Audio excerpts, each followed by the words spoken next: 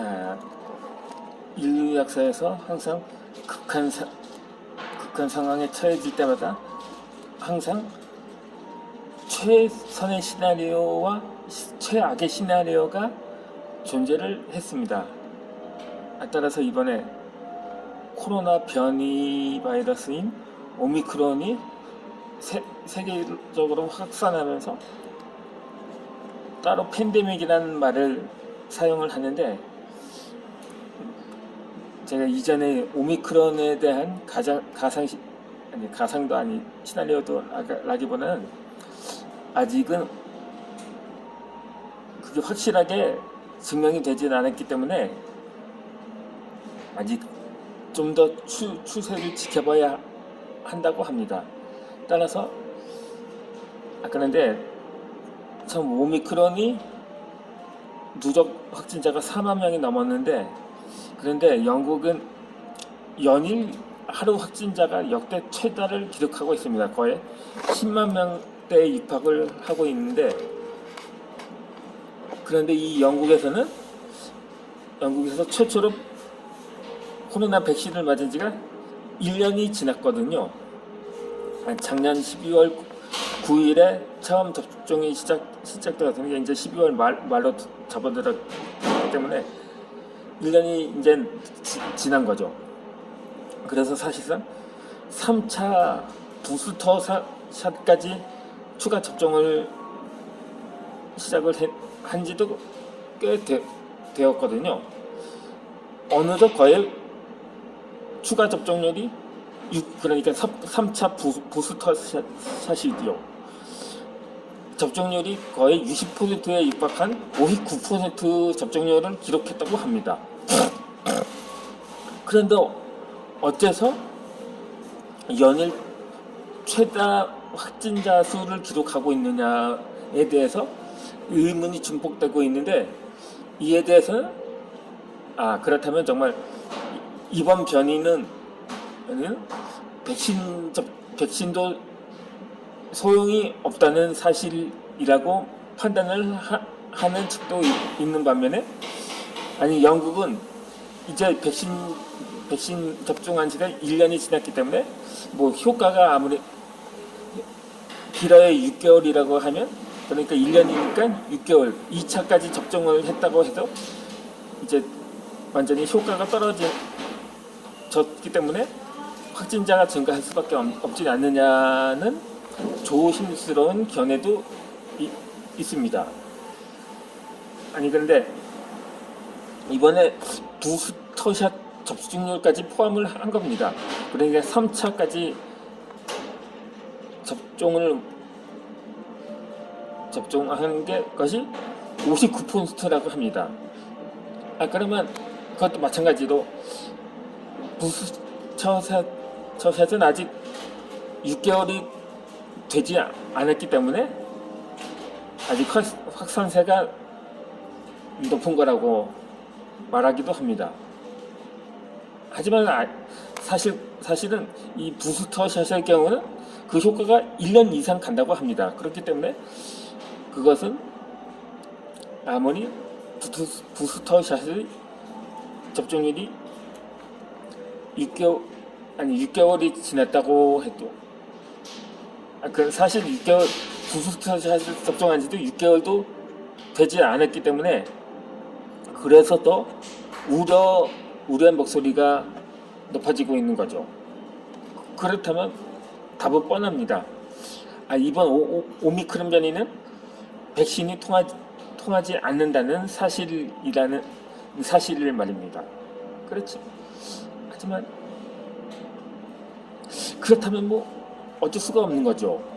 제가 이전 영상에서 그래도 치명률은 거의 미미하다고, 백신이 안 통하는 대신에 그냥 기존의 감기 수준이라고 평가를 하기도 하고, 그래서 아니면 최악의 경우, 그냥 델타처럼 전파력은 빠르지만 치명률도 여전하지만 그나마 기존의 백신은 통하는 경우도 있는 반면에, 이번 오미크론의 경우는 뭐 델타와 별 차이 없다. 오미크론도 또 치명적이다고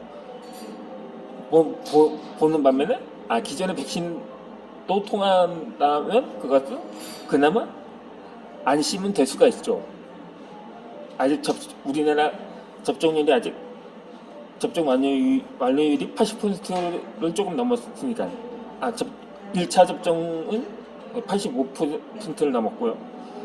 그러다 이제 부스터샷도 10%를 넘어간 상황인데 아직은 그렇다 보니까 확진자가 많을 수밖에 없죠. 그래 뭐 제대로 준비도 안 한 상태에서 위드 코로나를 시행하다 보니까는 사실상 그래도 어느 정도 부분 방역은 시행을 했거든요. 마스크도 계속 착용을 했고 그러다 보니까 그렇다면 이거 후자 그러니까는 최악의 시나리오라면 백신도 안 통하는 주제에 치명률까지 기존의 델타보다도 높다면은 그때는 정말 북한 수준으로 전면 봉쇄를 하는 수밖에 없겠죠. 그런데 지금 얼마 전에 일간 신문을 보았는데 김여정이 간만에 공개 석상의 모습을 드러낸 그 화면이 공개가 되었는데 아니지 신문이니까 장면이죠. 사진이 공개되었는데 대부분의 관리들이 마스크를 쓰지 않았더라고요. 그럴 수밖에 없겠죠.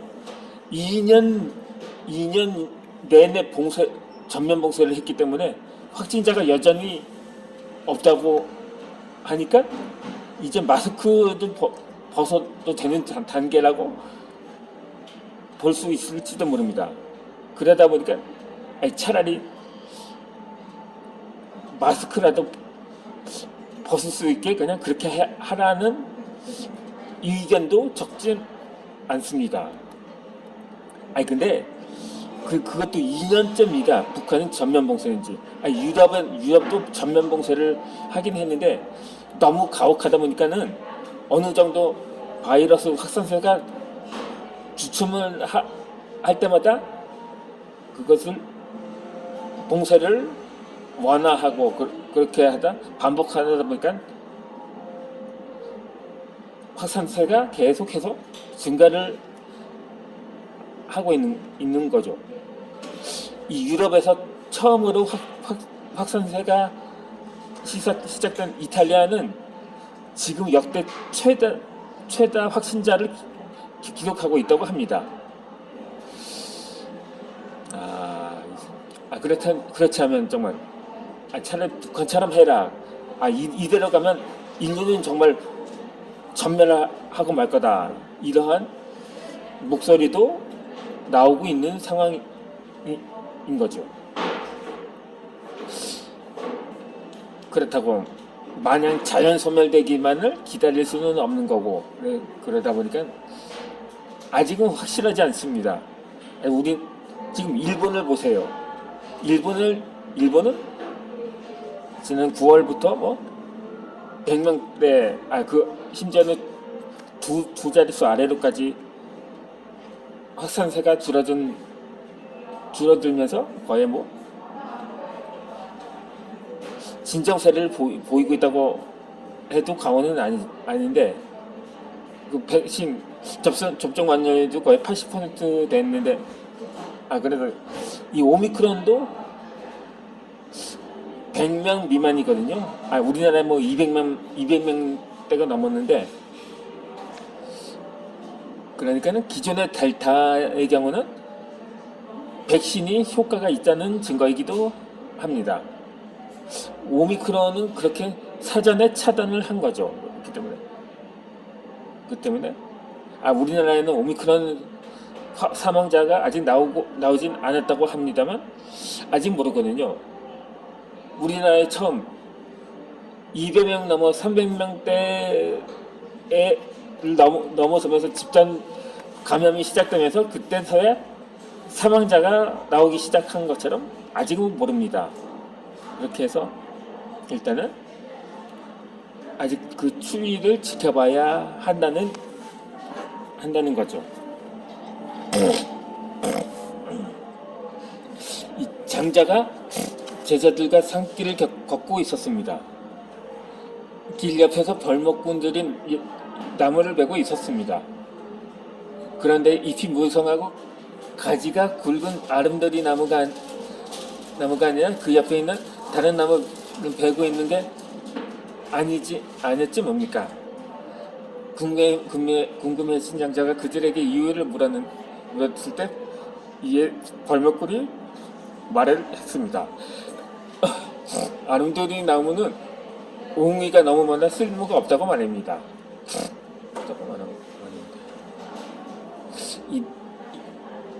이때 날이 저물어 장자 일행은 산 아래에 있는 친구 집을 찾았습니다. 친구는 오랜만에 찾아온 장자에게 집에서 기르는 거위를 대접하려고 했습니다. 하인이 주인에게 물었습니다. 울 수 있는 거위와 울지 못하는 거위 가운데 어느 걸 잡아야 할까요? 라고 말했더니 장자는 마음속으로 생각을 했습니다. 이 나무는 쓸모가 없기에 천수를 누리고 거위는 쓸모가 없기에 죽임을 당하는구나 이렇게 말입니다.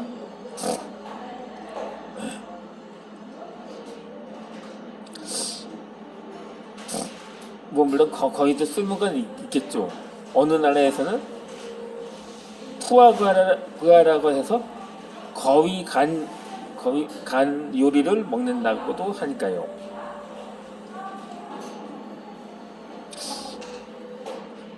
캐나다 로키스먼의 풀무 한계선에는 무릎 꿇은 나무가 있다고 합니다. 그런데 이 나무는 찬바람이 휘말려치고 건조한 지역에서 자란다고 합니다. 줄기가 곧지 못하고 뒤틀린 잣은 목절에도 쓰이지 못하고 합니다. 사실상 거의 쓸모없는 나무라고 볼 수가 있겠죠.